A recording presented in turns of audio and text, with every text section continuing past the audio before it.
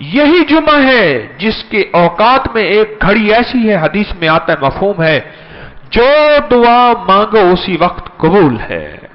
बास कहते हैं वो फजर के बाद है, बास कहते हैं जब इमाम दो खुतबों के दरमियान, गौर से समझिएगा, इमाम जो खुतबों के दरमियान जो बैठता है, वक्फ करता है, हाथ उठाए बगैर उसमें जो दुआ मांगे कबूल होती है।